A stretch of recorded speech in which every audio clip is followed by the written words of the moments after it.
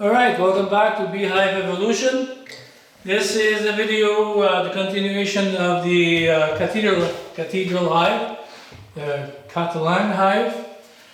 Okay, so from last time you'll see that I've progressed a bit. And I just want to make some points out how important it is to have it well insulated.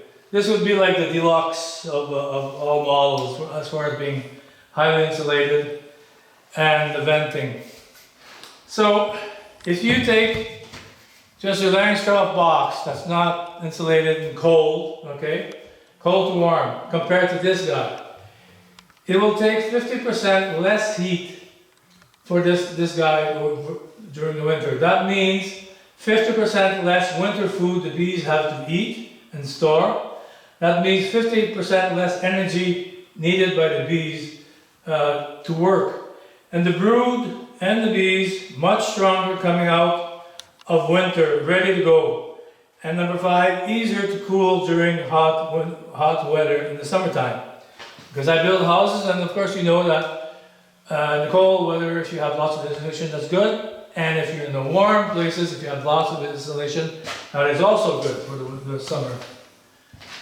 So now on this one, this goes up. It's going to be a wedge. And here I have a cavity of about 5 inches by the whole width. And then there I can put an eco-floor. I can put peat mosses and stuff during the winter or whatever to gather the humidity. And also I have a screen that comes out, and on the screen of course you can put the white thing somehow to test to see how things are going.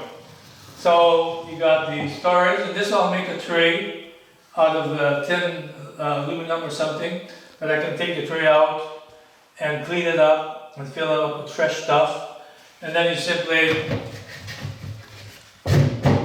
put it back and it will be wedged into place, plus there will be a seal under. The sealing of the bottom, very bottom, is not as critical as the top, because you will need some air coming in during the winter, so don't worry too much about sealing the last 6 inches of your hive. Now on the inside, I've got separation in the center.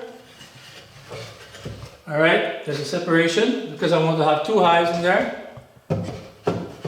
And so it's separated in the center with an insulated area. So when it comes in the winter, you have a follow board here to cover this up, cover it over here. You see, you will see that I only put one thickness of insulation here because I don't need that thick here.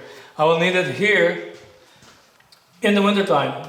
So these will be movable, and they'll come here.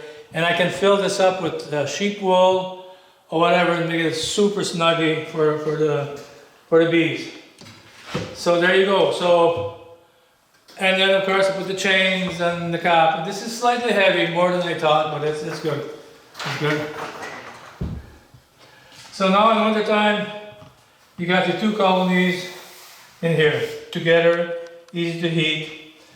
You have what you will use for ventilation. There will be no ventilation on top, none whatsoever. What you're going to be creating is a dome, and the warm air is always going to be there. To get rid of the humidity, you will gather some in your sheep's wool, and some will be gathered into your peat moss in the bottom tray, which you make sure it's dry when you put it in the fall time. And you will open a vent for each colony in the bottom, and you don't need lots. It doesn't need very much. So, and then the humidity also will simply be going by diffusion. It's not going to be going through out through the top and stuff. Because what's the use of building a hot house, well insulated, and you leave your doors open? It doesn't make too much sense.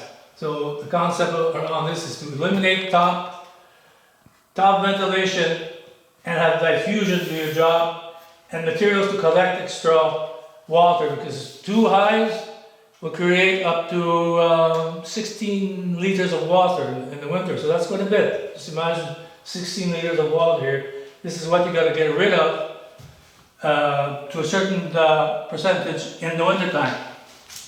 Now I put these two 2x4s here, all right, and this is, of course, they're treated, and also for carrying the thing, and also back to the old bottles. Here I can put a standard lens straw. This is going to be for extra. And in the bottom I put these two 2x4s. Alright, they're treated for a deck. It's not like PWF, but it's a stain anyways. And this is good for lifting, moving the thing. Alright.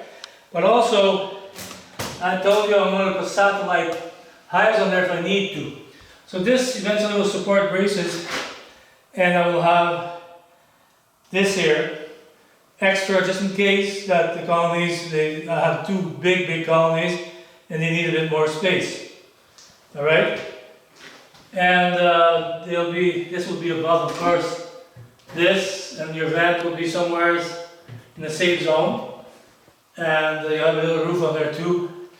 Or another idea I'm playing around also is I can have maybe not two but one anyways, and this would just connect in there and be supported with a little thing. And of course, if you have plastic and stuff, you have to cover it with something so the sun doesn't get at it, and the temperatures remain fair, so not everything melts in there. So, but I'm fooling around this concept also.